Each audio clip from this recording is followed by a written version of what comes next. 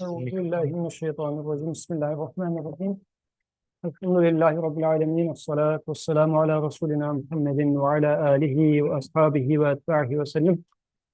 Assalamu alaikum wa rahmatullah.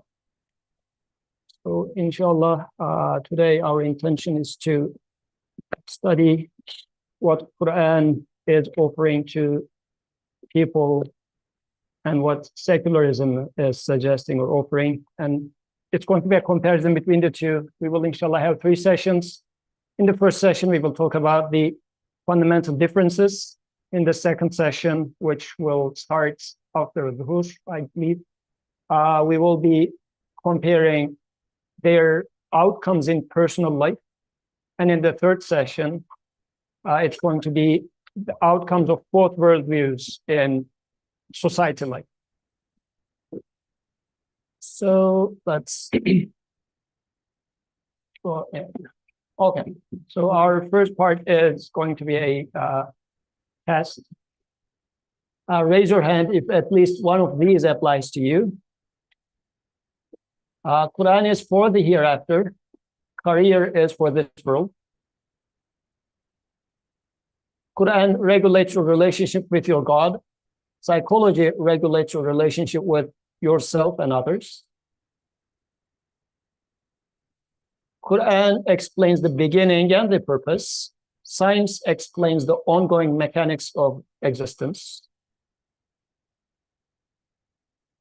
And I guess for this one, a different version is Qur'an explains why, science explains how, just a different flavor. Qur'an is for your mystical and spiritual side. Self-improvement is for your rational and practical side. Okay. And Qur'an guides your inner self. Networking helps you navigate the external world. So we have such phrases out there, and it looks like somehow it applies to you. Yesterday, I was talking to a student, and the student said, and I cannot see his face today, he said he will be attending the event. And but he said, I don't know what secularism is. Like, he knows what Qur'an is, but he didn't know what secularism is. But if you're raising your hand somehow, that means secularism is already in our veins to a certain extent. So inshallah, today we will try to distinguish what Qur'an is offering, what secularism is suggesting, and in today's world, how much we are into that. So maybe before I go there, I can ask my guests. So what is secularism? Let's start from there. And then I will also ask you what is Qur'an. So pick one of you can pick one. Which one you want to? You pick secularism. So I guess with these questions, it already became somehow clear that what we mean with the secularism is the entire alternative worldview, an alternative to Qur'an, as we will explain. But it's not just let's say, certain rules that govern the social life or political life, your stance against the state, government, etc. But it's rather how you see the world. Okay? And so we will go into the details how a secular mind sees the world. But in a nutshell, maybe we can say that a secular mind looks at the world and see the world. Meaning looking at out of the window and seeing some trees, and then how they interact with the wind, and then how wind is bring the clouds for rain, and then rain gives us food. So we have to be lucky to get the rain. If you are living in Pakistan and your water is cut by another country, then you are not that lucky. Okay? So you have to be powerful. You have to fill your nuclear arsenal, right? So that you will have a competing power against another country, so that you will get your water. That's the secular world. And when it is applied to the personal life, you have your relationship with your wife, and wife have some needs, but then you say, I also have some needs. So we have to find the middle ground in a political, the framework. So you will have some clash with your needs versus her needs, your child needs, and then you will try to find a solution again within the framework of her power, my child's power. So, for instance, child doesn't have much power. So then, what is the outcome? She or he has to do whatever you say. They have to obey. Why? Because they don't have power. Once they get some power, when they get a little bit older, then you have to do what they do. This is a secular worldview, meaning you explain everything with the things themselves. It will become a little bit more clear, inshallah.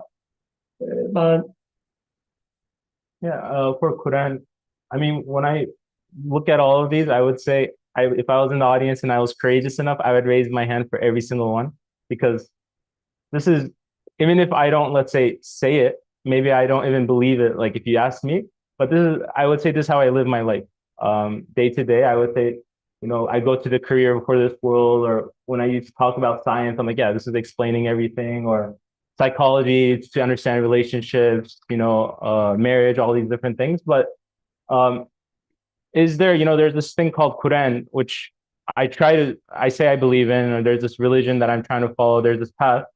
But then I also see in my life that there seems to be this separation where the Qur'an kind of sits there, but I don't ask from it to help me in all these other worldly things. I'm like, yeah, for my hereafter, I need the Qur'an to understand. After I die, maybe I need the Qur'an. But like for right now, I'm focused on this world. So I think the idea of understanding here is, are we restricting what Qur'an is? Am I restricting what Qur'an is? How can I expand my understanding of Qur'an so that I actually go to it to ask for help, to guide me, to give me solutions to my problems in all these other facets of my life.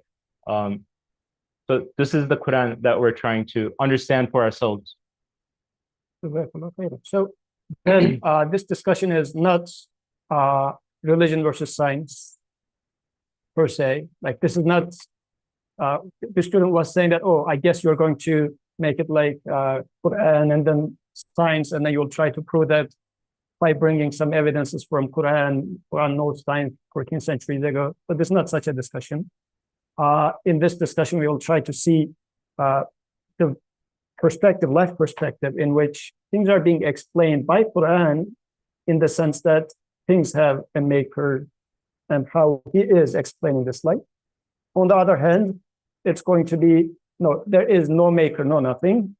And then this perspective is also trying to explain the life in a sense, but it's going to be the comparison of the two. Because they do not stay in the vacuum. Like those ideas do not stay in the vacuum. These are the outcomes in life. So some myth. Quran is for the hereafter. Secularism is for this verse. Same answer. Secularism, Okay, yeah. So what is mythical here? So no, the idea here is everything we mentioned. So understanding what secularism, because I think secularism is a term. It's like, yeah, we're not secular, or secularism is just that, or we might not even know what secularism is. Like, I feel like some countries like Turkey, secularism is like used everywhere, but in the US, it's not really such a common term that I hear too often. But everything in the previous slide, like the red text that we covered, psychology, science, all these different things that we think explain this world, or that we use to explain it, and we don't need Quran for that, that becomes secularism. And that's the secularism we're talking about. So the Mythbusters here is, there's like a myth here about what Quran is for and what secularism, and we're going to bust it. So where is this conversation starting from? Like, why should you be bothered by listening to this discussion? Is it just that, there is like nice friendship and breakfast, dinner, and some intellectual maturity we will reach? Or like, why is there such a point in the first place? Why is Quran there? Or why is secularism there? Why did people put such an effort? So life is this journey, and everybody is going through this journey. But in this journey, what is it? What's the point of a journey? Everybody's trying to make some sense, some meaning out of this journey. Why you are here. I guess the common example that we keep giving in these discussions are, if you were to wake up in a car in the middle of night, it's going in a certain direction that you do not know, and you're in the back seat. You don't know how you ended up in this car, and the car is going too fast, outside is dark. So you're kidnapped. I mean, you will freak out. Why am I here? Like, who put me in this car? And you look at the driver's seat, nobody's even in the driver's seat. It's a self-driving car.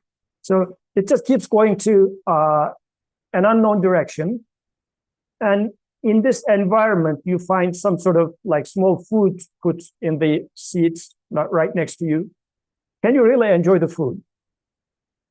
I mean, the more important question you would ask at this point is, how did I end up here?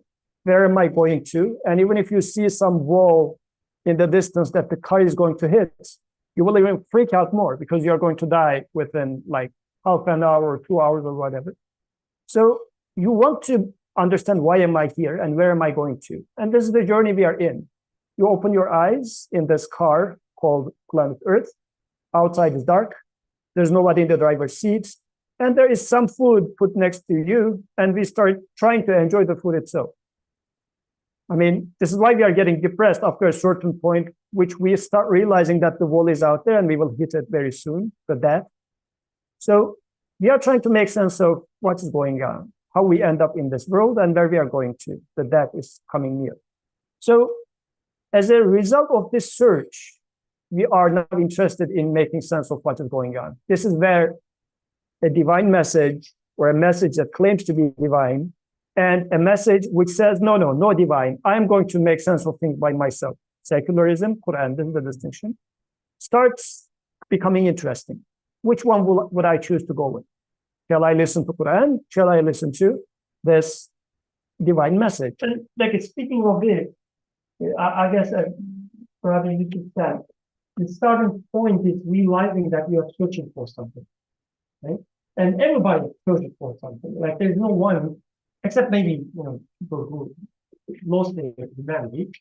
I don't know many of them. Most of the people would look for some answers. We are in such a looking state. And then you will see that there are many alternatives out there. Right? Some people would explain it this way or another way. Where did we come from? Some people would say through millions of evolution, which is the line.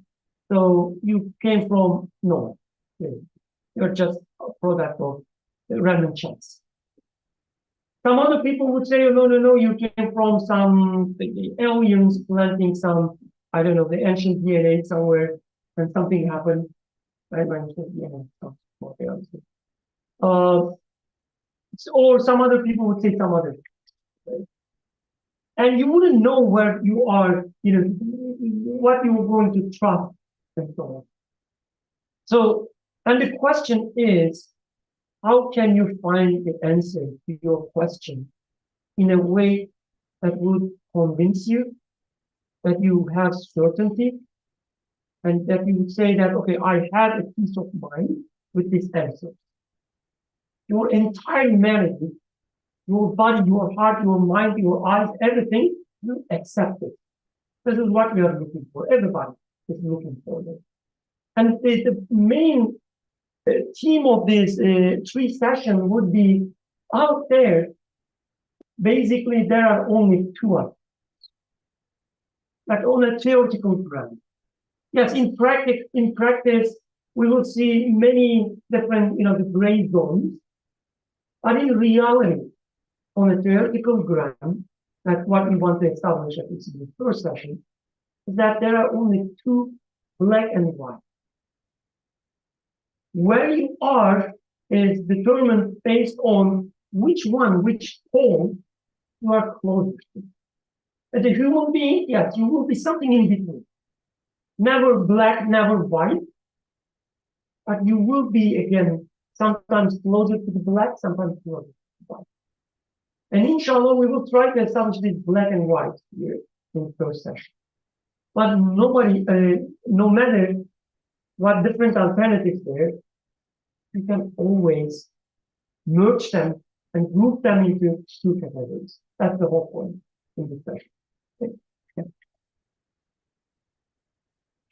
So, in this regard, the very first slide was talking about world, like this world is explained by science, like afterlife was by religion. So, or Quran, it was, the impression is as if they talk about separate things. But here is our question. Are they really talking about separate things, or they are talking about the same thing? Their material is the same, but the worldview are totally opposite. So what do you think of what we say secular? We talked about this. So how does it relate to Quranic teachings? So in this regard, are they really two opposite, or they are explainable? Or can we merge them? Because this is what sometimes we try to do when it's, especially, I guess, the rhetoric when it comes to religion versus science version of the conversation. We are trying to bend one or the other, trying to merge them at the center, as we were having the conversation with my brother Othman. So he was mentioning during the breakfast, he was mentioning a physics professor of his friend, a Christian physics professor of his, and he's trying to prove Christianity and religion mixes together, but in this case, trying to bend both, like saying that, oh, they are not fighting with each other. So when it comes to Quranic teachings, so what do you think? Like, are they separate? They are talking about the same thing? Any comments? So it will become clearer as we go through. But if we start with the conclusion here and then expand it a little bit, maybe in the coming minutes, inshallah. So the conclusion would be there is no such thing as neutrality. When it comes to worldview, how you see the things, there's no such thing as neutrality. Meaning, oh yeah, they have like these are two different options. Sometimes I will benefit from this, sometimes I will benefit from that. So what we're going to, inshallah, try to establish is that we're talking about two opposites, positive and negative, again, black and white. Right? I will not give the example.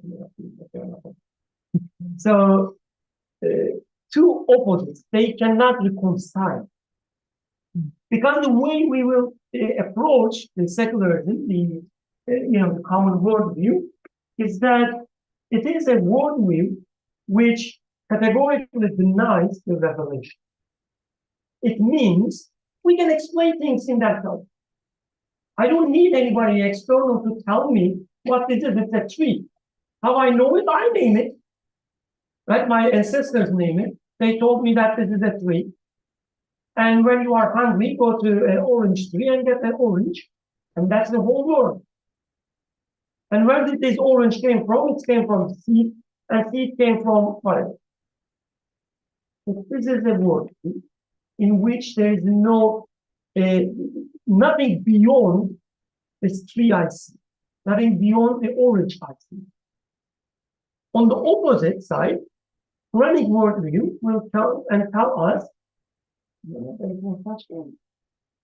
We feed you, that we make you hungry, and then we feed you, so that you will know that there is someone who feeds. So these are two opposite worldviews. Again, inshallah, this is the conclusion. It's understandable that it's not clear what I'm telling right now, but inshallah, we will expand this conclusion. And just one more thing, like, I think the third point here, we're not here trying to say the state or like how a state should be run or what needs to be implemented, what are the rules and laws. This is internally my own worldview, how I live my life, how I read my existence. Is it secular? Like, even before we go out into like laws and state. Generally, the term is used for church and state separation, but right now we are really talking about how it is applying into our personal life, family life, society life, everywhere, because it's an idea at the very core. And that's actually a good point. Like speaking of the Christian professor, so in Christianity, the secular worldview is embedded, meaning the religion itself, at least in the current form, it's a secular religion. Like it's like an oxymoron to say that, but it is. What I mean with that, with the worldly affairs, the religion doesn't have anything to say. It says, whatever you have as a rule, the right of the Caesar goes to Caesar, right? Into Christianity. Meaning the governor, Caesar, has everything, authority to rule you, and the rules are defined by Caesar itself. The Caesar. So when it comes to religion, it is only for, as we showed at the very beginning, for the hero. If you follow this religious practice, love Jesus, then he will save you, not in this world, but in the hereafter. So this is the secular, let's say, religion. But we will discuss that in Quranic teaching, there's no such thing.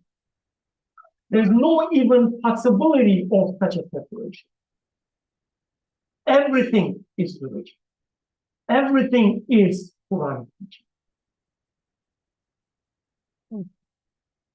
So, and I guess this is like at the beginning we listed certain myths that we are struggling, but then a common theme, another common theme is if you are practicing Muslim, then you're not secular.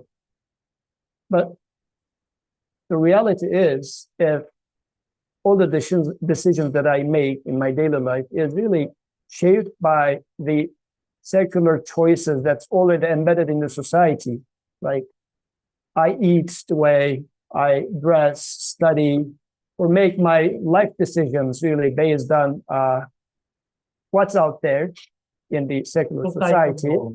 Societal norms, which are set by, in today's age, secular doctrines, then what's happening, in fact, is like actually this picture very nicely embodies it. But I used to say that it's more like a split mind-heart syndrome, sort of. When you ask me, I would say, yeah, I believe in my heart. My mind is more like secular, scientific reasoning and whatnot. When it comes to my heart, religion is at the heart. Like, don't mix it with those thinking, science, and it's a separate issue. And of course, this internal split also comes out like this in the external of the human as well. So in the end, really, as Brother Birkan was mentioning for Christianity, he said it's a secular religion, which sounded weird. But I can also be a secular Muslim. I guess this is what I'm hearing from here. Secular meaning somebody who doesn't accept revelation or religion. Muslim meaning someone who accepts Qur'an as religion, like Islam as religion, Qur'an as revelation. And we are living both at the same time. Somehow, although the two ideas are totally opposite to each other, in practice, in a single human being, it's merging somehow. So the question, and hopefully throughout today, we should be questioning, where am I in this spectrum? You had a nice anecdote about like where rain comes from. Oh, yeah. So like in MSA, actually, this like Muslim Student Association on campus, this had been a ongoing test that I make. But when I ask students, and very vividly, I asked this some time ago, but repetitively, I asked the same question. How does it rain? I ask students, and these are Muslim students. Once a Hafid, who used to be MSA president as well, he answered, would you like a religious answer or a scientific answer? So I said, the answer that you think is correct. So give me the answer that convinces you. So this is the split. Although they are separate answers, and then once I have these two separate answers, I try to make a story which combines the two. Like God created and then let the system work by itself, like sort of an amalgamation of like since two separate views are there. And I think this is true, I don't know why. But then I have to come up with a cover story large enough to cover both. Like this is just another example of being a secular believer or a secular Muslim, using day-to-day version of the meaning of the word. And with this question, like how does it rain? So our usual sense is that, I mean, how religion has anything to say about it? Right? The rain, the answer is the clouds, the water cycle. So why do I need anything else? Right? And even if I am so pious and religious, and I need to, insert God somehow, at most I would say God moves the clouds, and then cloud brings water, and then water evaporates. And even for this, somebody would say, but winds move the clouds. Yes, and I will correct. Then you will need to backtrack all the way to Big Bang. Yeah, so it becomes our savior, like, Big Bang, thanks to some certain scientists. We have Big Bang, and then God pushed from there, and then the rest is just set up. The machinery is working by itself. But I guess when we look at the mental state of this person, like myself, or emotional state, even, as Yusuf said, we have this this separation, the constant tension of like with our daily lives. If we are honest to ourselves, but because we identify ourselves as Muslim, we cannot usually confess that.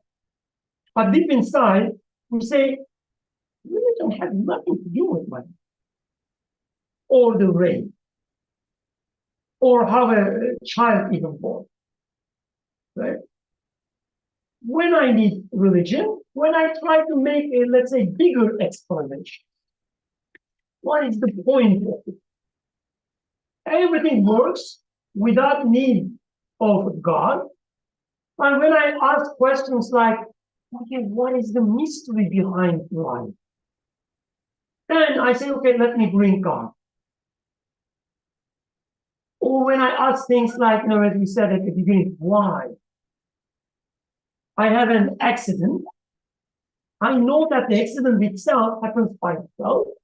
When a car moves in a certain speed, I didn't look at the car, or I was lazy or careless, and the driver was drunk or something else, and then he hit me. That's no explanation. I know that. There's no place for God. But when I ask, why did it happen to me?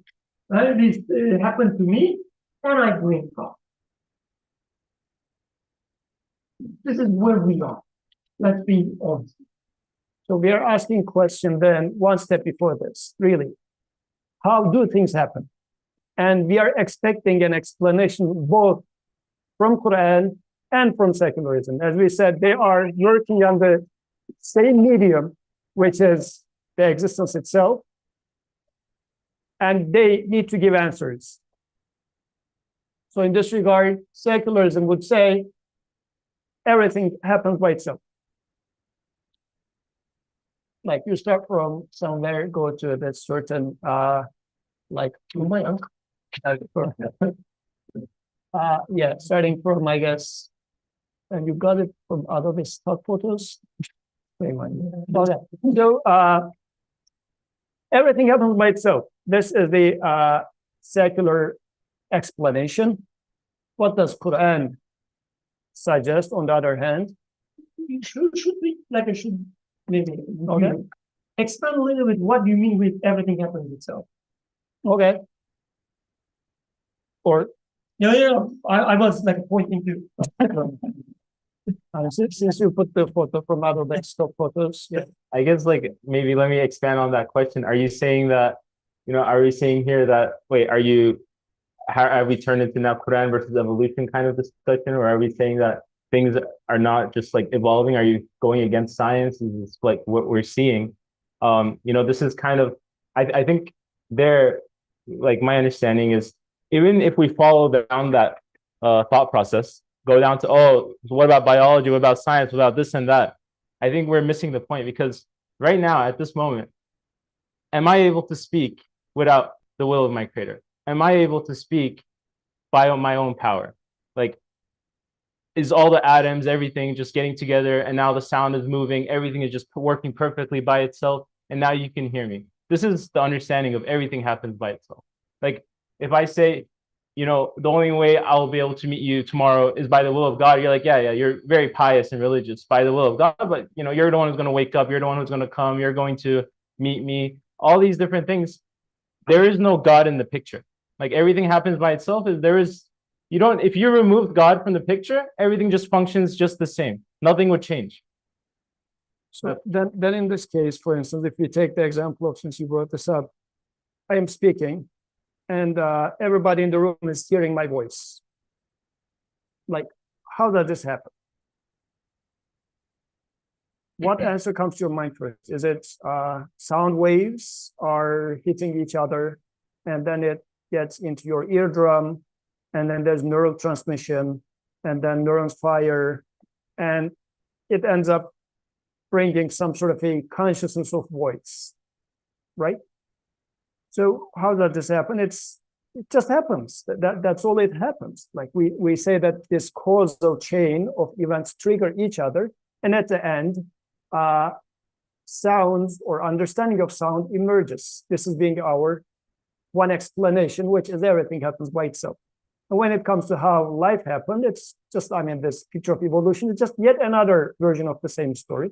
Like in the realm of physics, transmission of sound, this is one example. When it comes to how life is first formed, if I would ask Abdurrahman, how you happen to be, Abdurrahman would say, oh, I was just a single cell before, back in the day.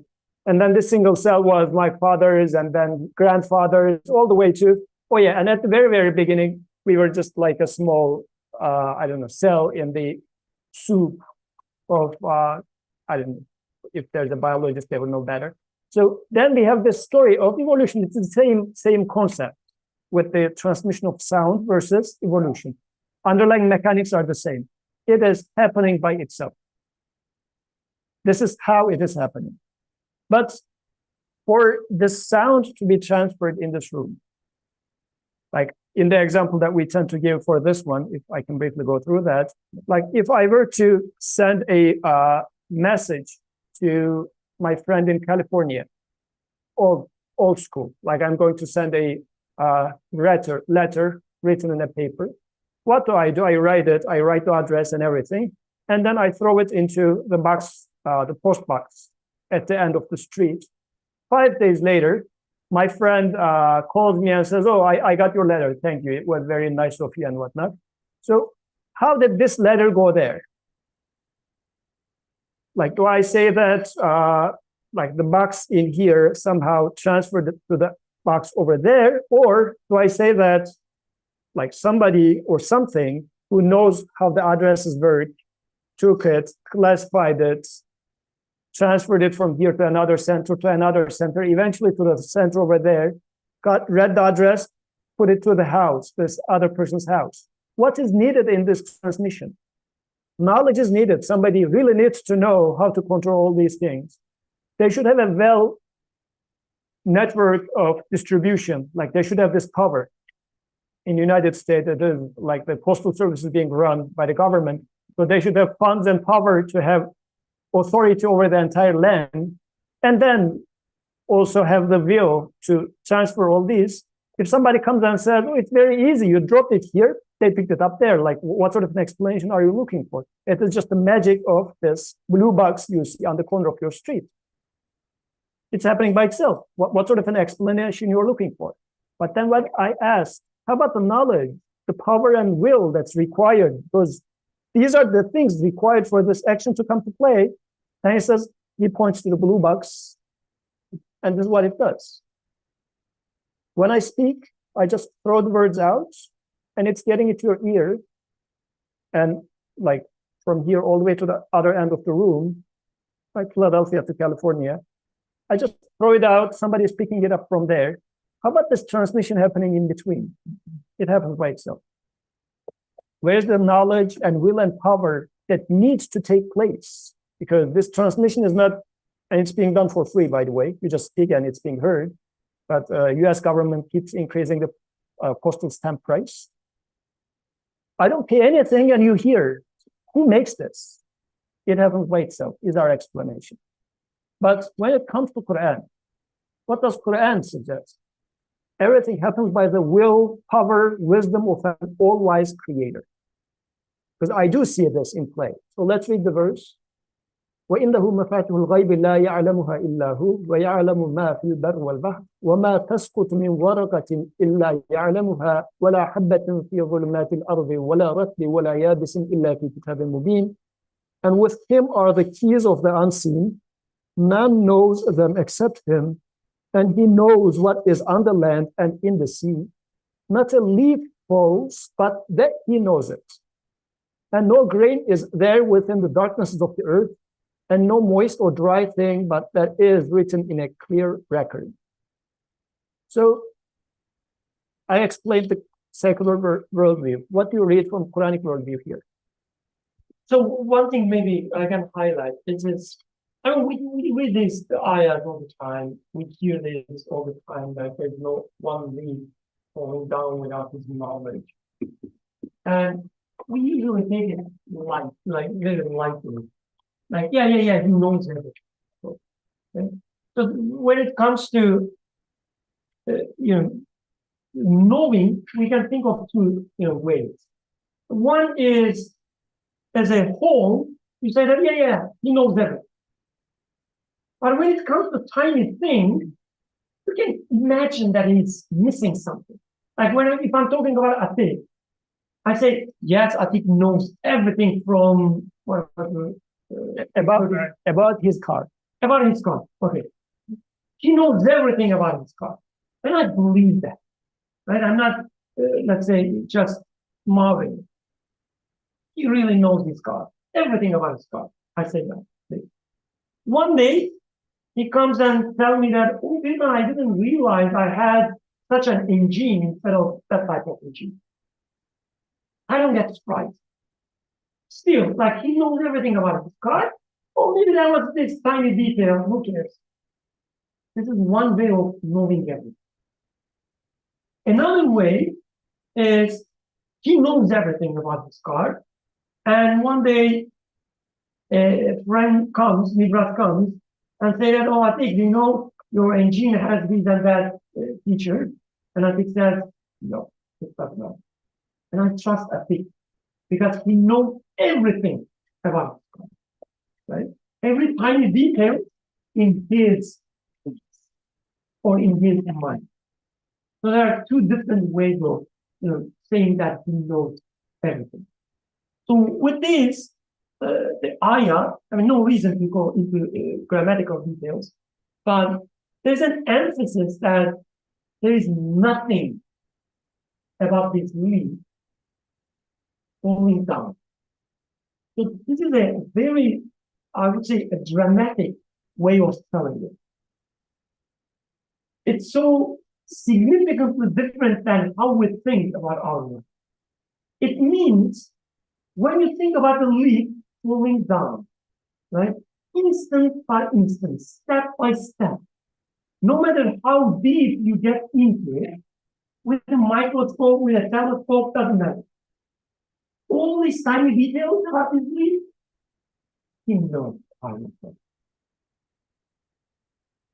As if the leaf is in his hand and he is bringing it down step by step.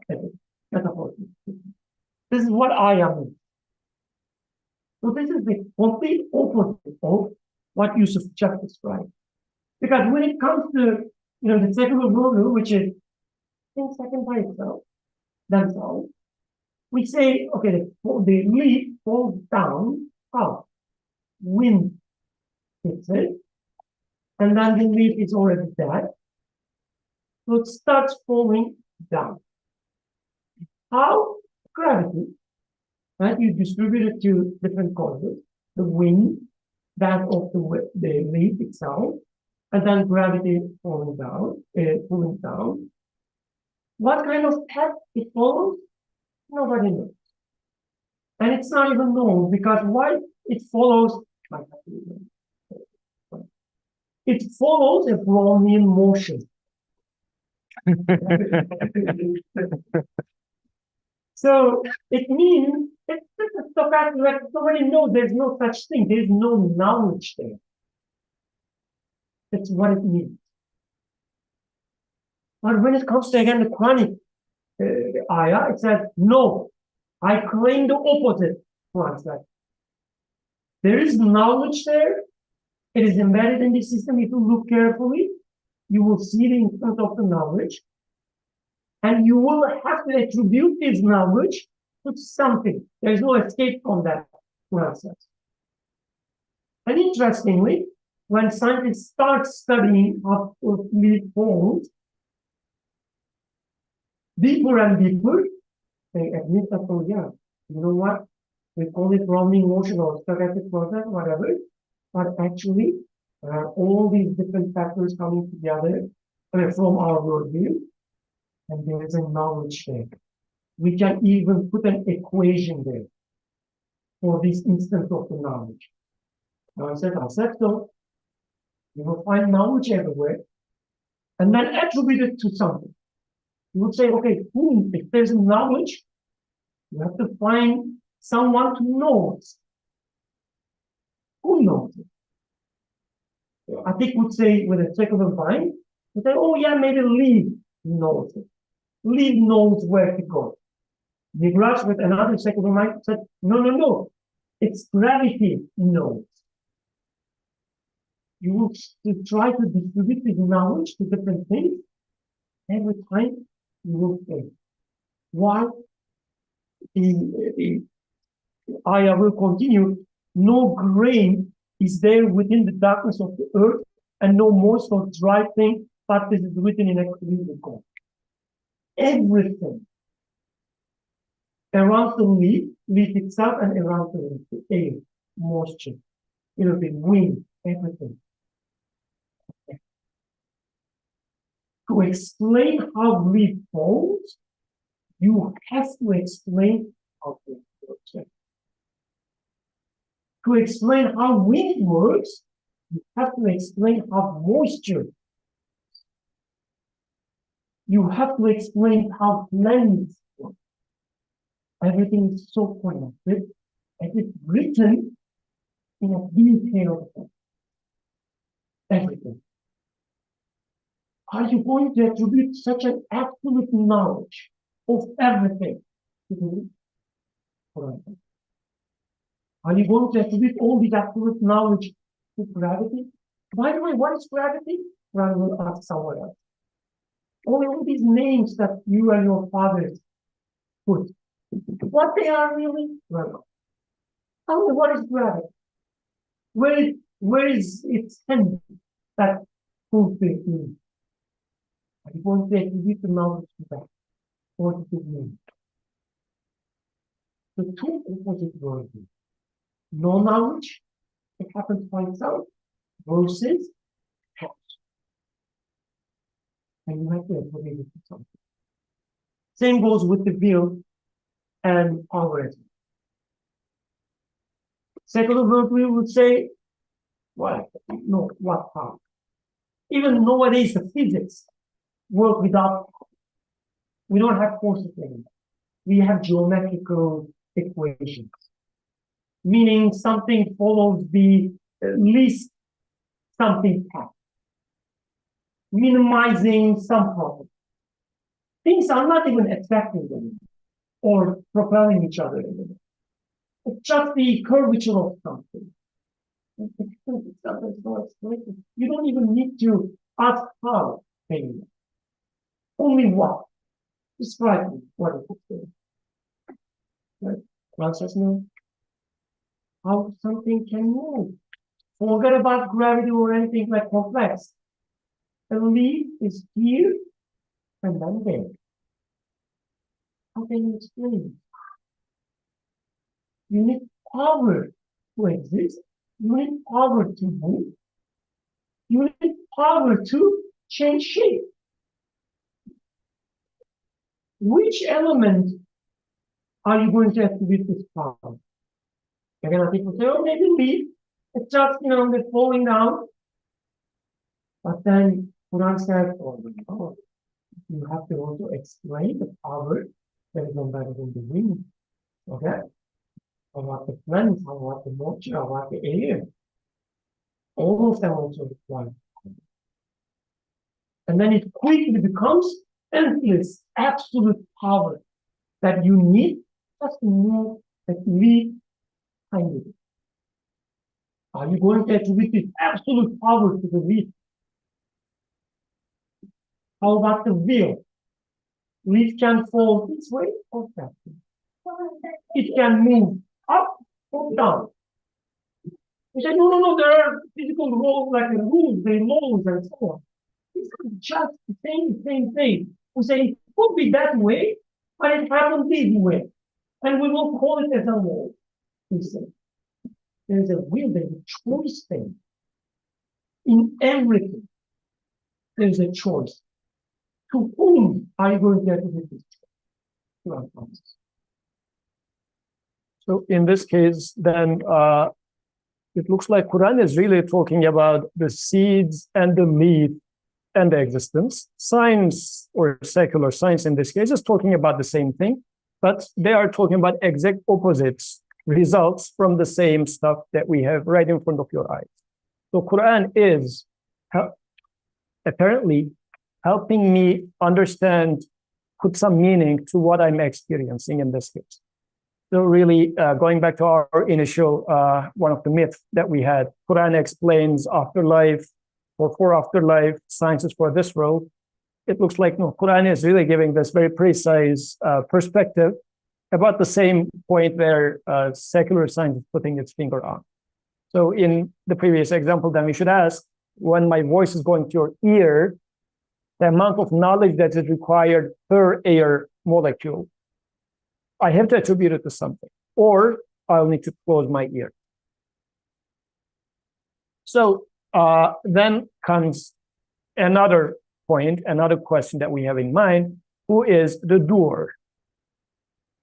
Because when you come, let's say in the morning, peacefully you park your car at night to one of the Philadelphia streets, and in the morning you come and you see that the rear window is shattered. What is the first question that you ask? Like, who did this to my car? Because when I parked the car, it was not in this shape. Something happened. Somebody must have done it, but who is the doer? Okay, like, this is a very natural question that you will keep asking yourself quite a bit if you are living in Philadelphia. So I always ask people, did you do it? So in our secular worldview, the idea of there's no God simply means like nobody is doing it. This is a follow-up to previous question, the previous answer. It happens by itself.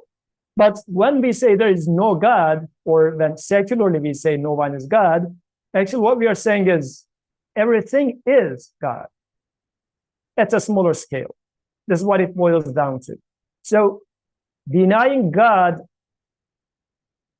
can we save the day by denying God? Is it possible, really? Like, what is the psychology of an atheist in this case when somebody says there's no God? And and generally it's being like, I don't know, either coming from a scientific point of view and saying that your God sounds very mythical, Zeus-like, so I don't like those stories, or saying that science explains everything. We don't need your powerful God, so we explain it. But when we say everything is a God, what's meant here? Yeah, I think it's very interesting because, as Brother Rikam put it, you see all this knowledge, all this wisdom, all this power, and then if you go out and say there is no God, like nothing is controlling this, the only conclusion you can come to, like if you're honest with yourself, because there's still, if you look with your eyes, you see the wisdom, you see the power, you see all those wise calculations that you can even, like, you have mathematics degrees about, all these equations about. So you see all that, but you say, no, there is no God. There is no one who controls this. Your only conclusion is then to say everything has power to be a God. Because everything, that atom that's vibrating or that leaf that's falling, like, it needs to understand the wind completely to know how to fall.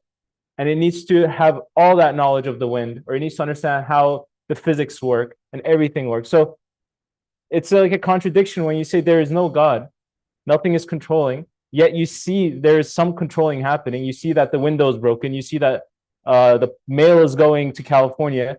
Your only conclusion, okay, the blue box is God. The window itself was a God or something else, like because it had the power, like something happened there. So there is no like neutrality here, like saying, oh no, God doesn't exist. Don't bring God into the picture. Because if you take God out of the picture, what you're left with is now everything has power and authority over itself, and everything becomes a God for you. So it looks like the word God in here is throwing us off, because when we say God with uppercase G or lowercase g, so still, let me play devil's advocate. Normally Abdurrahman would play, but since I am sitting in here. So, but your atheist friend never uses the word God.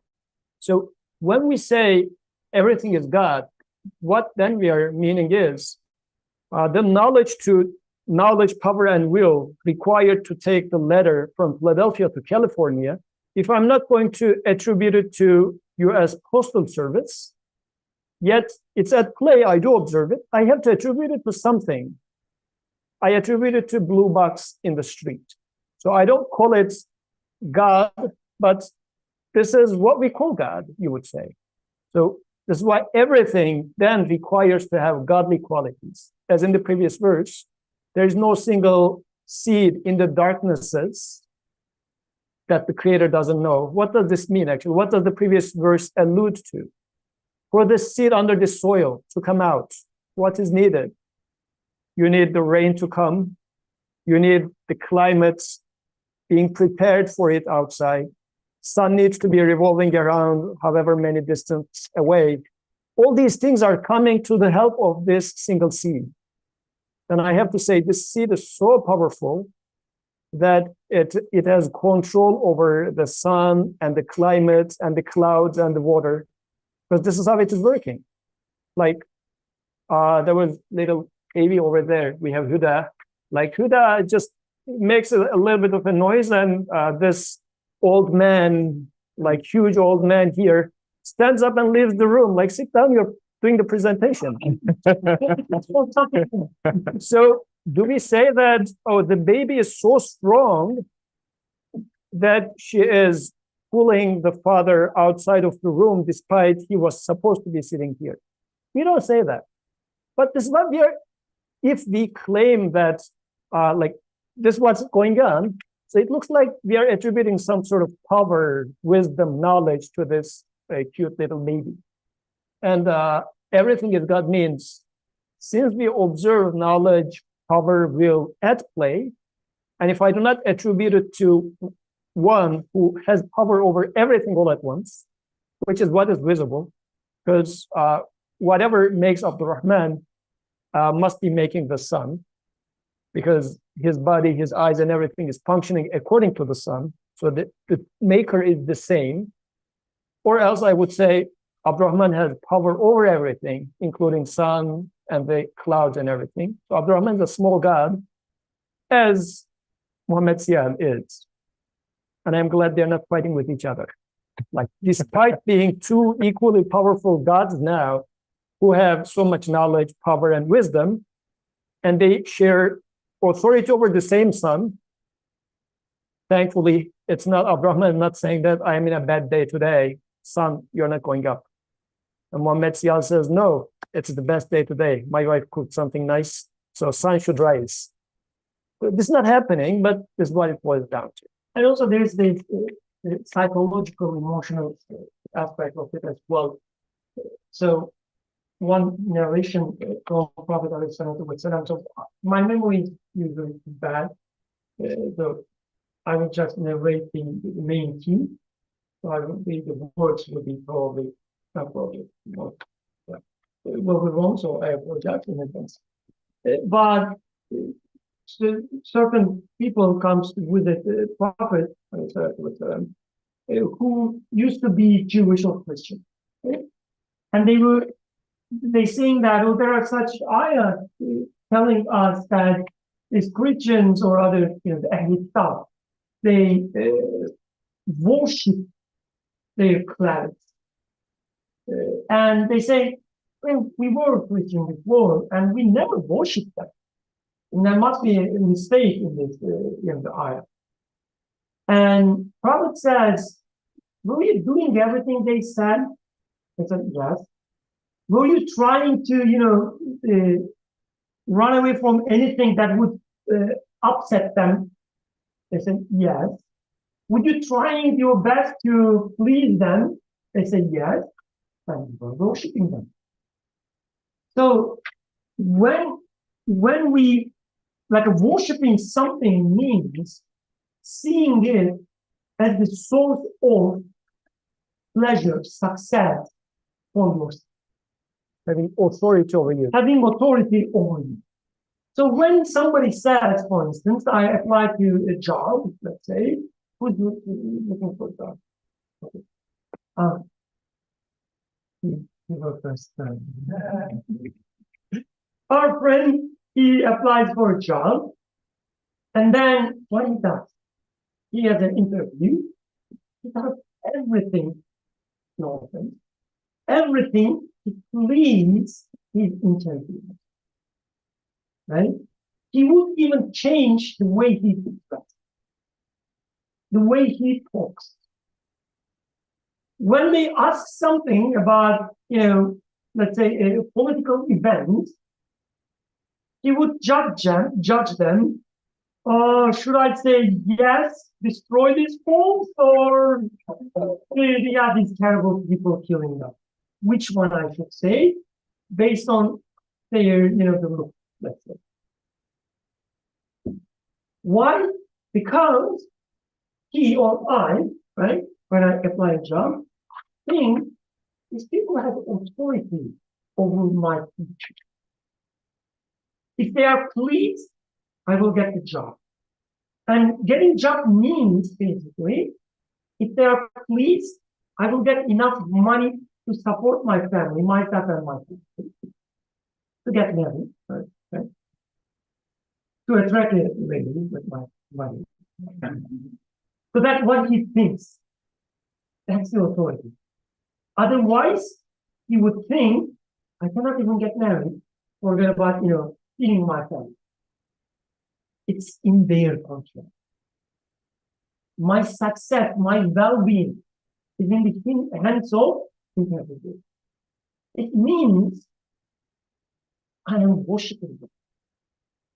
It means I think they have power, will, and knowledge. What will happen? So then becomes what? God.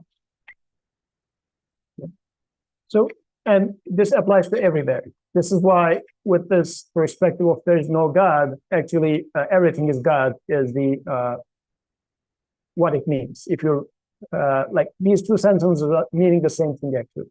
There is no God means everything is a God from this secular perspective. Has to be. Although you will need to have a good conversation with your friend or with yourself to go from the first sentence to the second sentence, but they mean the same thing.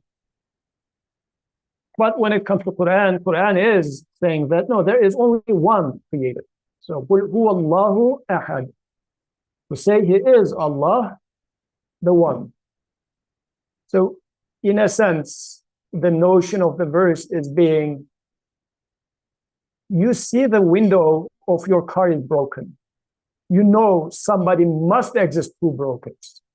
So you already have the notion of he, like someone who did the job. And the verse starts by saying, the one you're looking for is Allah, and he is one, not multiple. All the actions like rear window is broken yesterday, 2 weeks before somebody broke into your house, like all the actions you see, your eyes are functioning, your heart is pumping, and your baby son is going to be born and being just brought up inside the womb. You don't have any touch or anything, but somebody is taking care of that. All these actions are being done by one and only creator. This is Quran's perspective about the very same event. Okay. And there's also, like, when we studied this ayah in detail before, so we cannot discuss everything here, but it continues with Allahumma Saman. oh, Allah, sorry. So as if like it's translated as eternal refuge, or you can also take it as that he's not needing anything, but everything needing him. So when we go with our example, like when we give such examples, our minds are usually, okay, come on, you are being just too extreme. Of course, my success, at least the first step in my career, is there in their hands. Like my salary comes from my boss, right? But when you think about it, is Allahu Samad means, because if you carefully, you will realize everything, everyone around you requires something, needs support from something else, and something else in this case becomes Allah. In with our example, the interviewer sitting, across you with his arrogant, attitude, oh yeah, I will get you into this job. You look at his eyes and you realize that his own career, from his perspective, is in the mark of someone else. Right? In our, who's working in the tech industry other than our friends here, right? Here, all these layoffs, like you get the job, they give you tons of money because you are doing a great job by sitting in front of a keyboard and pressing every button, right? No, but so you're saving the humanity by regulating the ads on the social media. So you need all this money. You have these arrogance, and then someone is sitting in front of you, like you will make the decision whether I'm going to hire this gentleman or not. While my work, my career, can end by just an email. They don't even talk to you anymore. They send an email. Oh, by the way, hi, 10,000 people. You are all fired. What you are, what arrogance you showing me. Once I said something similar to my boss, not this way. We're driving on a car together. I'm driving and I'm learning driving. So it's so empty. Like it's sitting like this. And whatever I say, he has to accept. He might something like, my salary depending on the project that we will do together, eventually to him. And I'm trying, and I said, I'm sorry, but you cannot even control your own salary. How can you control my salary? Right? Your salary is in the mouth of somebody else, again, from your perspective.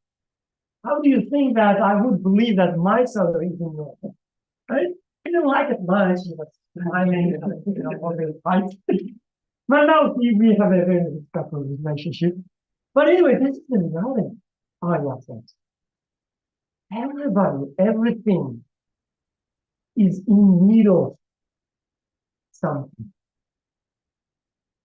And in this world, in this, the creation, you cannot find anyone who is actually supporting, actually, how do you say, making people stand behind them. You cannot find anyone like this by yourself.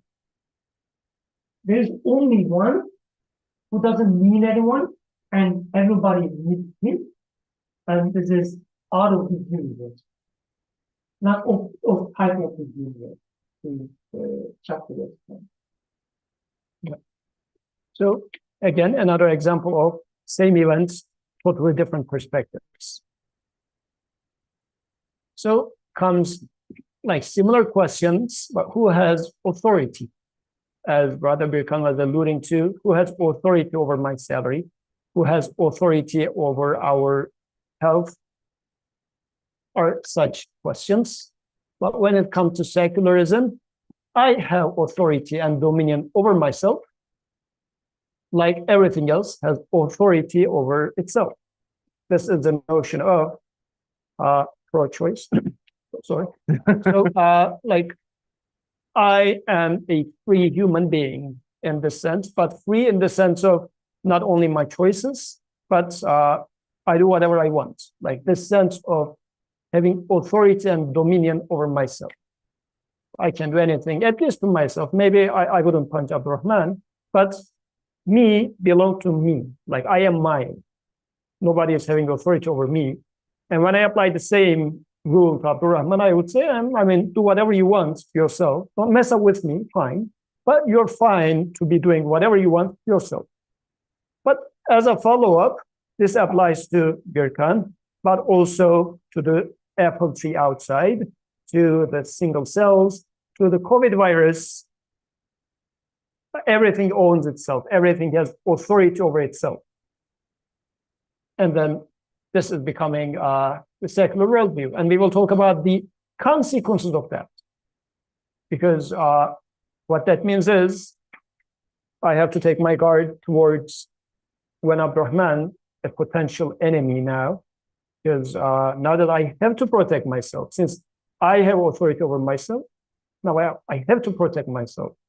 And Abdurrahman can attack me, and we have limited resources out there. If the opportunity comes, I will also punch Abdurrahman because I would like to grab some of the limited resource to myself as well. So these are going to be the side effects of such a worldview. When it comes to Qur'an's perspective, you, like everything else, don't have any authority, power, or dominion. You are needy and powerless. Like human is at such a position of being described simply as needy and powerless. I have authority over myself as this notion of being a small god, meaning some power, authority over myself. On the other hand, Quran is now suggesting you are needy, you're powerless. Abdurrahman, with all those muscles, do you agree with this statement, or you feel like you have authority over yourself? And also, like, how do you really think? I mean, how we, I have to put someone on the spot. How do you feel when Quran keeps telling you, you are weak, human created weak? You are weak, you are needy. On the other hand, secular worldview said, no, man, you are strong, like you are self-sufficient. How do you feel? Choice is obvious, right? It's not like the secular one. I mean, have some self-confidence, man. Like you're just sitting too much like this. Like you have authority and self-confidence. I think initially, of course, when you hear it, it's like, okay, you have authority, you have power, go out there, you know, pave your path, pave your future. It sounds very nice. But I think this is at the heart of like the disease which Quran is trying to cure. Because I think I have authority, because I think I have power, then I start seeing everything around me, as Brother Yusuf said, I start seeing that they also have authority. I start seeing that they also have power. My boss now has authority over my career. This storm that's coming or this earthquake that's having, by itself, it can wreck everything I have. Or now everything in my life I can see as potentially has become enemies because I said I have authority, because I believed in this lie that I have power. Now I also gave them power. Now I think everything happens because the wind wants to make it so, or this wants to make it so, or this man hates me and wants to do it so. So now everything has turned into an enemy to me because I've chosen to see myself as authority. But then the Quran comes with this beautiful cure. It's saying you are needy, you are powerless. What are you saying, authority? And initially it sounds, don't take away the only small authority I had. Don't take away the only power I feel like I had. It was so little anyways.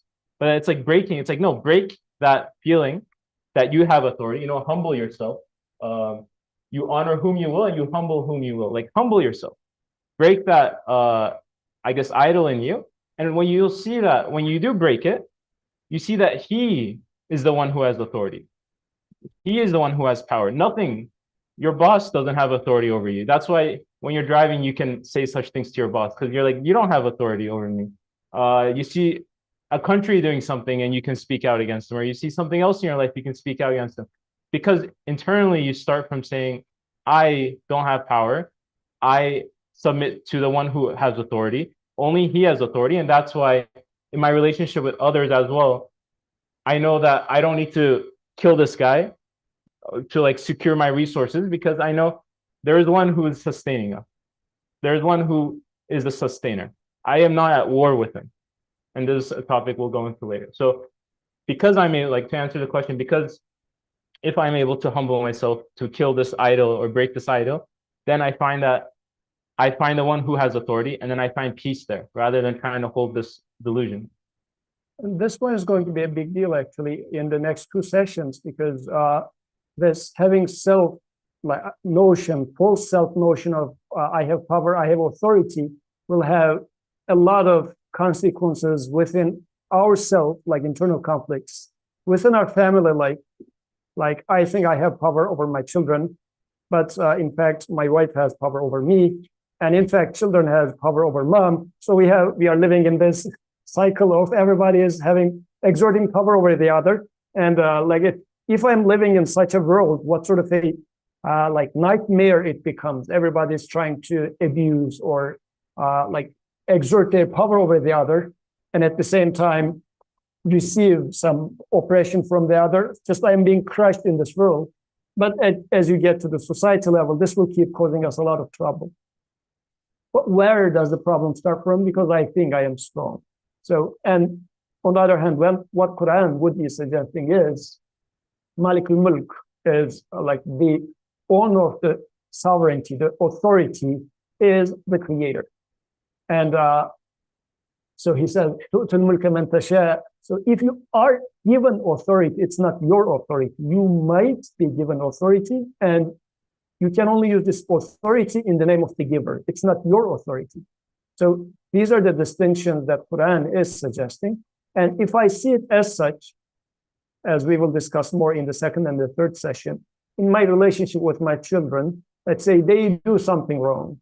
Let's say Ali goes and plays with water, and then the whole cloth is soaked into water. And I go and start yelling at him, why did you do this? And so, because what is happening in here, I feel like I have authority over him, and my ego is wanting to take some sort of a revenge from there. But if I see it as an authority given to me as a gift for a different service, like for a purpose, for a training purpose, which we will discuss further, I wouldn't use it as I'm using it. So these are the things that we will cover in the second and the third session as it comes to the application. Another anecdote of yours. Okay. I will keep reminding you. Your uncle, like distributing money in factory. Oh yeah. Please, you explain that. So yes, this is a childhood memory. So like just back in the day when bank accounts were not there, I don't know if they are still doing it the same way, but my uncle was the person, like the accountant for a company. They had a lot of workers. At the beginning of the month, he would go there and the workers would make a line and he would give them cash money by hand. So like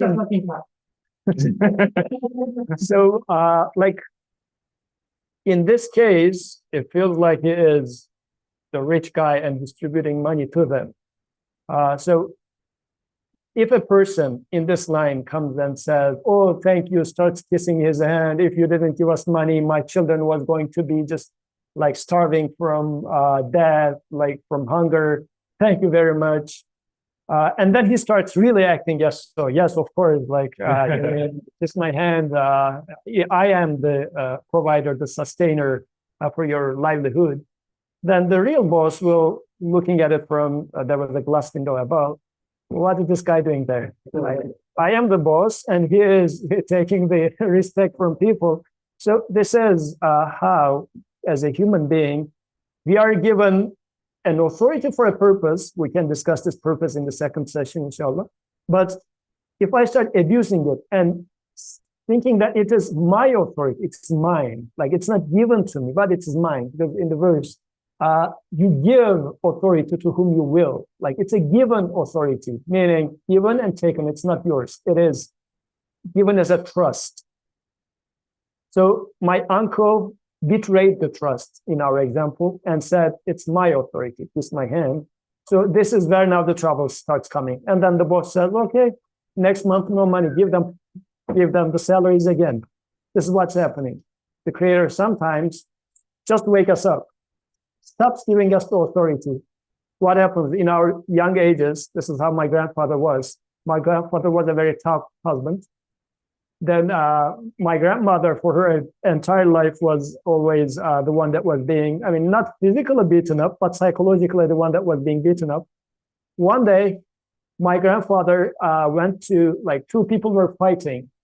He went there to separate them. And then he got a punch to his eye, and he lost 90% of his sight. This was a turning point in his life. Then my grandmother became my grandfather. Like she became the person in charge. And for the rest of their life, my grandfather learned to keep silent. And then my grandmother was taking the revenge of all these years. So the authority is being taken away. So then you realize, okay, if you were the strong guy, you see just one young person punch you in the eye to realize that you don't have the authority. Now the things turn. And it happens in our life the whole time. Like I feel like I am strong, I am smart, and this and that.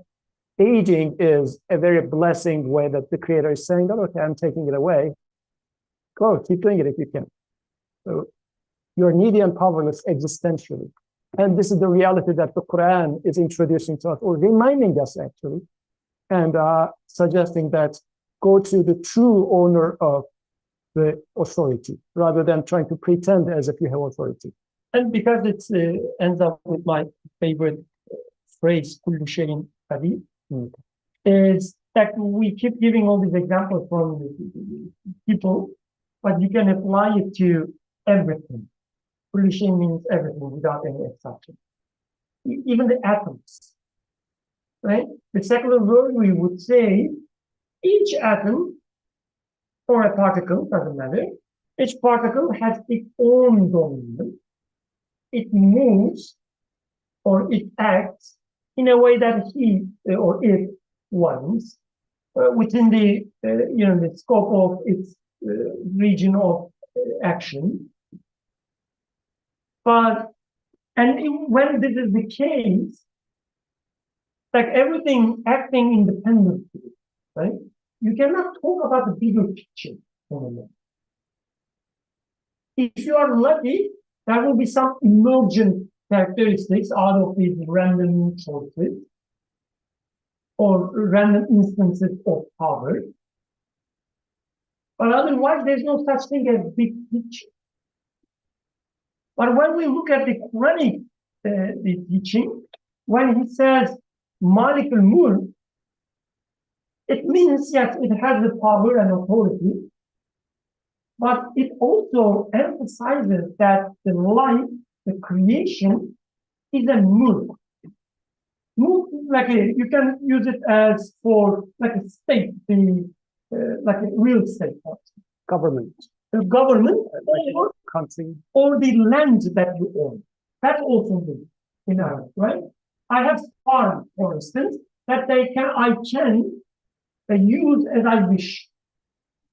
But the mulk has a meaning, it has a value in it. Like you can put a house on it, for instance, or you can get food out of it. Right? So when it says it has authority over mulk, it also says whatever you have in this life, it's something meaningful. There's a big picture there. It's not just tiny elements, tiny particles randomly coming together. No, it's a lens that somebody can work on. So this type of authority we're talking about, it's not just having a power over something, but it's having a control over something meaningful. That's completely opposite of secularism. In the secular worldview, there's no meaning. There's no inherent meaning in anything. It just randomly happens. Every particle has its own dominion. When they come together, whichever is more powerful has more mass, for instance, in physics, right? They move the other one. There are such rules. But it's not a rule in its entirety.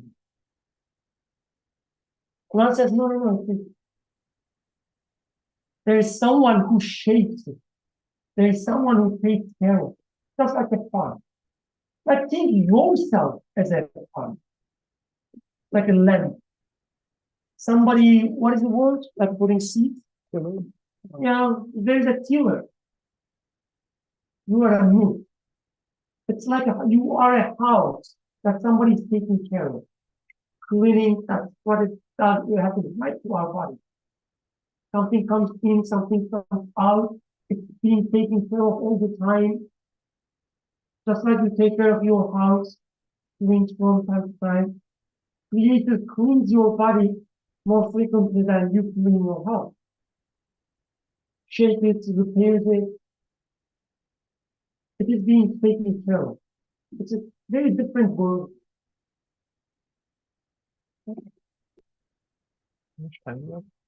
We have 11 minutes. Of course. We go back to the ayah, please. So earlier, at the start of the discussion, we were mentioning how we shouldn't say that, oh, like how Allah has set things in motion and now they're acting by itself. Right? Like the rain comes with it. Because then we go back to the wind pushes the cloud, and then we keep on going until we hit the factory. But like I'm seeing some essence of that in this ayah. Like Allah can give the authority or the sovereignty to something. So how come we move away from that? How come we say no, it still remains with Allah? Like why can't we say that yes, Allah has given the, again, very small example, but like Allah has given the authority to the clouds to bring the rain. Like what's wrong there? If this ayah says that Allah can give the sovereignty, He's the owner of sovereignty, and He chooses to whom He will give it and take it back. I guess in this case, in here, since it says men rather than ma, so I guess this applies to human, like conscious beings than the particles. But apart from that, let's start from the conscious beings. Like when the Creator gives you authority, let's start from there. So what type of authority is given to you? Is this authority an authority that creates something? Or is it the, let's say, initial, I think I have authority over my children? Like, is this an authority of like a position, a relative authority, which you think you have authority over them? But in fact, it is just, if you like, roles in life given to you to train you. Because then the purpose of life becomes a question. Why some people are being created in the rich position while some are created in the poor position. Like this is an example of authority within our perception of society life, right? Rich versus poor. But in fact, being rich doesn't give you any external power to create something, to give existence to something. It is just a role in life, like a tool with which you are supposed to learn the provider, the sustainer with a different lens. So in this sense, the authority given in there is not in the sense of creating something. Because in the question that you are asking, like God gave the quality of, I don't know, pulling to the masses or to the material, and now it is pulling. So it, in this sense of the word, we are meaning creating something. That's why it's a different story. And when you look carefully, the ayah, the word choices. So it doesn't say you make Malik whoever you want. It doesn't say that. It says you give mulk to someone, whoever you want. When describing the Creator himself, he says he is the Malik of mulk. So the mulk is there, and there's the one who owns this mulk, control of this mulk. But when it comes to others, it says you give this mulk as brother used to say, the wealth, for instance, is given to you. Not the authority over wealth is given to you. Even with your own wealth, Creator tells you 1/40 of it doesn't belong. Do you have any authority over it? No. And with your own wealth, it can increase or decrease. Do you have any authority over it? No. You can at most work harder. You have like a quote-unquote authority with your choice of working harder. But whether the milk is increases or not, no authority. And the emphasis there is also mentasha. Whoever, it's mentasha, right? Whoever you want, the choice is not yours. You find yourself with the money, that's all. And another major distinction, again, between these two worldviews is, what is your goal in life? And secularism would say your goal is to become the best version of yourself.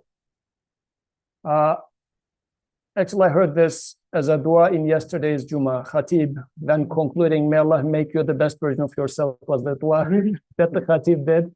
And now we are posting it as a secular perspective. We prepared this like a week ago. So yeah, this was done before yesterday. But yeah, so the secularism would say your aim in this life is to become the best version of yourself. It is not ihsan, which we will exactly cover with this phrase actually in the second session. So because there is a secular Muslim version of this saying as well. And maybe we should say Atik version in there. So, and since we will dwell quite much on this in the second session, I'm not going to get too much into this. But when it comes to Qur'an's perspective, your goal is to know the perfect one that can satisfy your need for perfection by utilizing your weakness and neediness. Like how the first revelation started, because then you're troubled and the conversation is starting from there. Read in the name of your Lord who creates or who created. This is how Qur'an is opening the scene, saying that as if this is why you are in this classroom. This is how we open the conversation with the human being. So what am I going to read? Read the universe, the creation, but in the name of your creator. This is what I'm supposed to take out of this reading endeavor. So I'm not supposed to learn, like, since the verse is talking about, if you go to the very first revelation, read in the name of your Lord who created, and then talks about created human from clay, in this case, from a cloth, خَلَقَ الْإِنسَانَ مِنْ عَلَقٍ. So it looks like this verse is talking about human anatomy. And actually, you will hear a lot of Muslims saying that, look, 14 centuries ago, Quran talked about how human is created in this and that way when the sciences was not available, which is a miracle of Quran, sure.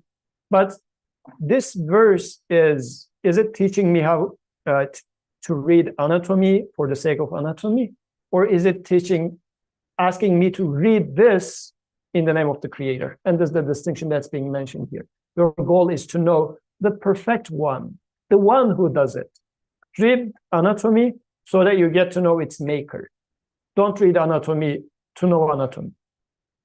So just to make the contrast maybe more obvious, secular worldview would tell you that be perfect, try to be perfect, reach perfectness within your own scope. And the Quranic worldview would say, no, you need perfection. You will try to, find this perfection, but you cannot become perfect. And actually, you will find this perfection through your weakness and neediness.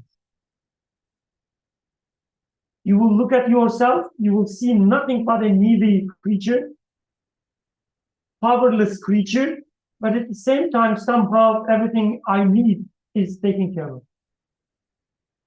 Every moment, I need to breathe at least 10 times within every second, and it is being taken care of. My heart has to pump that many times, and it is taken care of. Who does that? I don't have any power.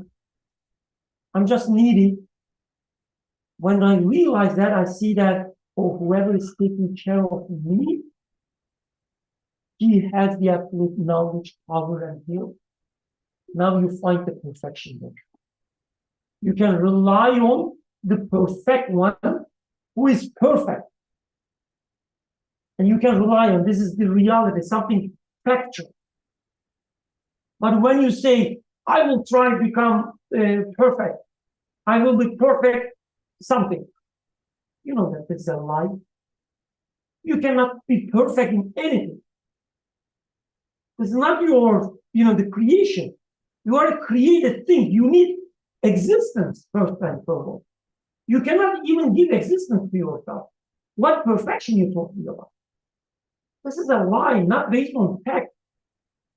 Only thing it does, as we will study in the second section, it will lead you to desperation, anxiety, depression. I will be perfect. No, you cannot answer it. It's not possible. But you can find the perfect one. And you can find and rely on the perfect. So I had a very nice, kind Albanian friend, Tony. So I don't know if he listens to us at some point. But from there, I know that, for example, for Albanians, Alexander the Great is still a source of pride. Like, he was Albanian, he was from among us, and up until age 30, 33, he conquered so vast of a land. So source of pride is a very strong person. Prophet Muhammad ﷺ being suggested, presented to us as the best of humanity, as the pride of the creation, not only Albanians, not only Muslims, but a pride of creation, was a slave. Like, this is how Creator is presenting is Abduhu wa Rasuluhu. He is the slave of the Creator. Like, even before being presented to us as a messenger, he is being presented to us as a slave.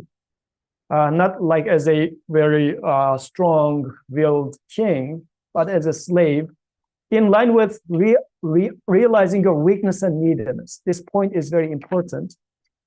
It looks like Quran is presenting the best that a human can be is perfectly realizing their neediness, weakness. Like, I don't own myself. I don't own my children. I don't own anything. Like, my intellect, my speech, my posture, none of them belongs to me. All of them are being given to me. Not even was given to me once in a lifetime and now I hold them. No, they are being given to me. They are being given to my grandfather. That's why they were taken away at one moment, right? Realizing this, living with this, according to this perception, is the best human form. This is the best state that you can be in, my Creator is suggesting. So then I will be rightfully proud of Prophet Muhammad ﷺ, because he was the perfect. I mean, although the word slave is a little bit a fishy word to use in the American context, but realizing his neediness to utmost degree before his Creator, this is the example that I would like to be, rather than being like Alexander the Great. Because the greatness is not being the Alexander. Greatness in this sense is being Muhammad. And finally, our final point, and we are running, well, we already ran out of time. Where are you going to? In this, how we started with, we are in this car, and the car is going in the middle of the night without a driver, and we are at the back seat. We don't know how we ended up in this seat.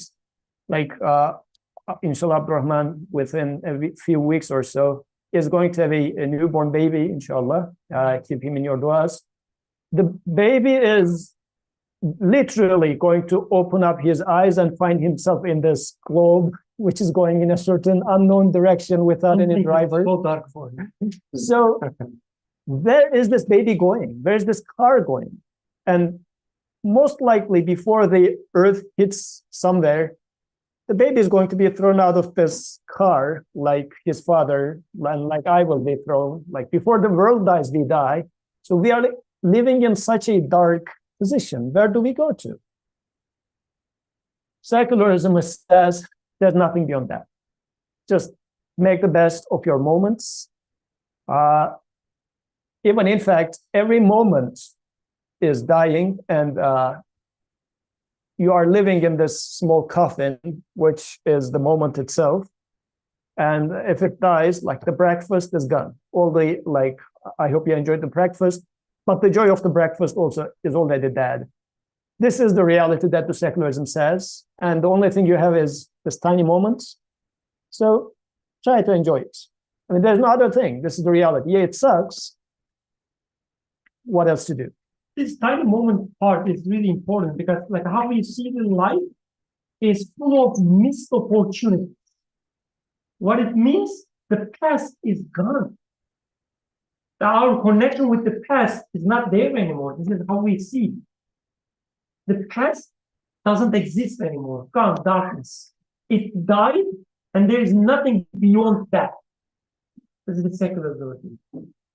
We live in the moment, missed opportunity. But when it comes to Quran, death simply becomes the beginning, or actually the death is the means with which you see life. That's why for a believer, in fact, there is no death in the sense of we understand from death, like an end. It's just yet another transition, because every day is such a transition. This is why when Quran takes death, it says, like, did we fail in the first creation? It's yet another creation, like your second creation after grave, if you would like to compartmentalize life as 60 years before, 60 years after. So this is a creation, the other one is a creation. Did we fail in the first creation? What makes you think that the second creation is not going to take place? Or even you can take it as you slept last night and you woke up today. What makes you think that when you sleep tonight, you will not wake up tomorrow?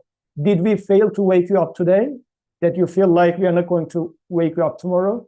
So in a sense, the creator is just presenting the case, saying that it's not like, oh, if I cannot survive, then naturally I die. Because I feel like life is, again, a natural thing that happens by itself. And once the conditions are somehow taken away, I cease to exist. Naturally, I die. But the creator is saying that the first creation was my creation. It was not a random by itself type of an event. What makes you think that the second one, a follow-up creation, cannot happen? So this is a totally different perspective now, even makes the death itself as a means that the creator says intentionally it's put in there. It is yet another type of creation. Death is a creation. It's not a natural lack of or ceasing to exist naturally. No, intentionally another transition that's being put there, which makes it quite different, because otherwise death was supposed to be something I am like, actually this is how it's being depicted in the movies, right? This dark thing with, what's it called? Grim Reaper. Oh, it's fine. Yeah, Grim Reaper, like coming and just chopping you off. No, it is a purposeful creation. So this is how it's being presented. So, oh yeah, we have one more. I think we can combine this with death, actually. Okay. So with death, similar to what secularism about reading reality, like when you read death, which is something that exists out there, it's really, you just read it as death. It's gone, it's broken, there's nothing else to see there. It's like a broken mirror. There's nothing else like that's being reflected. And that death, with the coffin example, you really feel restricted. There's like nothing to do. Things are dying around you. You're restricted. You're like in a grave. You don't know what to do. But then Quran's perspective comes and says death is not the end. Just as, you know, that thing you're seeing, if it dies, if it goes away, it doesn't stop there. There's still something to be read there. And I believe in the Quran, like one way that I understand, like it always talks about night, the night of power, or it says from the dawn, from night to dawn, all these different things. It talks about how the night can turn into something beautiful for you. One way to understand that night is like kind of like death, this thing that we're so scared of. But for me, it says when something dies around me, I ask the Quran, like, how should I make sense of this death? How can I read it? What should it be telling me? And it says there can be a night of power for you. There can be a dawn that rises from that night. I see that death, it's not the end of everything, that it points to something else. I see that there's training there, there's education there. I see that this death isn't just happening by itself, like there's an authority over this death. And I think this is actually very transformative. It's not just yeah, after I die and go to the grave, there's this hereafter, and there's Jannah and there's hell. But no, at the very moment, all the deaths I experience day to day, moment to moment, all the feelings, like, for example, I'm going to become a father. I'm sure many things are going to die in terms of, you know, like not being a father, like all those different, maybe the time there's going to be there's going to be a death of all these things in my life. And I can be weeping and sorrowful like these gentlemen and say, I don't sleep anymore. Or I can say, you know, now there's a new training before me. This death is now going to teach me something else. And it really transforms, the Quranic perspective really transforms how I look at it. And on the other hand, when Quran brings it, so we are expected to read it in the name of the Creator. Because otherwise, as we mentioned before, like studying anatomy, is it studying anatomy for the sake of anatomy, or studying anatomy as what does it mean? What does its maker want to tell me? And just very briefly, I guess for this, the most clear example is like Romeo giving a rose to Juliet, like Juliet taking the rose and can analyze the rose according to its genus and the type and the color and the shape, like studying rose for the sake of rose. Or the moment Juliet takes the rose, says, oh, this is love. Like reading rose in the name of its giver totally changes the nature of the rose. Even if the rose rots, the love doesn't rot. The message that the rose brought doesn't rot. So secularism would study the rose for its genus, for its type, the color and shape in our example. But Quran would say, read the rose in the name of its maker, its giver. Why and how it's given to you, what's the purpose? So read its meaning, read it as a book. So they are two fundamentally different worldviews looking at the same thing. Looking at your life, looking at my life, and the universe that I live in. So it gives me a lens with which I am going to look at things, read things, according to which I will act. So this is why, and you cannot live in the vacuum. I mean, if you are given like a proper intellect, meaning if you are not in the religious terminology, if the person is not sane, then he's not responsible. But if you are having a little bit of a sanity, you're responsible in what sense? Because you have to make meaning. You have to give meanings to things. So either you will use Quranic perspective or you will use secular perspective, or a mixture of both. You cannot live in the vacuum. So the question would be for the upcoming sessions, where am I in the spectrum? Because if you don't question this, since it becomes the norm, we just absorb those worldviews, one or the other, or maybe an amalgamation of both. And without knowing, live accordingly. And maybe many of my problems in day-to-day life might be stemming from here. With this, let's conclude the session, inshallah. سبحانك لا علم لنا إلا ما علمتنا إنك أنت العليم الحكيم وآخر دعواهم من الحمد لله رب العالمين الفاتحة. When are we going to start?